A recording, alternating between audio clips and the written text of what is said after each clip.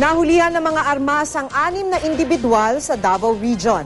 Ang 4 sa kanila nahulihan ng sumpak at patalim na ipinagbabawal rin sa ilalim ng election gun ban. Nahaharap sila sa kasong paglabag sa Omnibus Election Code. Makibalita tayo kay Tech Ocampo ng GMA Davao. Salamat ha.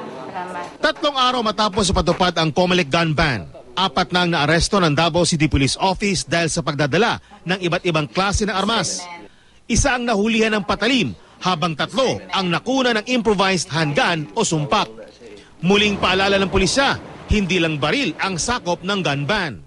Base sa Section 2 ng COMELEC Resolution 9561-A, papanagutin ang sinumang mahuhulihan ng mga baril o kahalintulad nito tulad ng air guns at airsoft guns.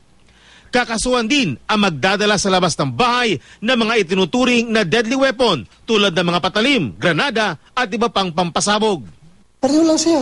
O sa penalty sa civilian, kapunto sa police kung violation of the COMELEC gun ban. Wala mang gipili dito kung police ka, sundalo ka.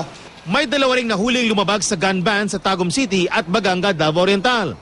Sa kabuuan, 6 na gun ban violators na ang inaresto sa Region 11. Lahat sila nasampahan na ng kaso. Patuloy ring nakakahuli ang pulisya ng mga lumalabag sa gun ban sa iba pang probinsya sa bansa. Sa Barotac, Nuevo Iloilo, inaresto ang isang lalaki matapos madiskubre sa checkpoint ang revolver sa loob ng minamaneho niyang tricycle. Itinanggi naman ng lalaki na kanya ang baril. Nakatakda siyang sampahan ng kaso. Nahulihan din ng baril at iba't ibang uri ng bala ang isang barangay tanod habang nagbabantay siya sa isang construction site sa Lingayen, Pangasinan. Walang lisensya at permit ang mga armas.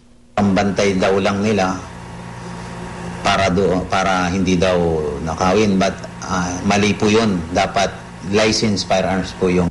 Itinanggi naman ng suspect na pagmamayari niya ang baril na nakuha sa kanya.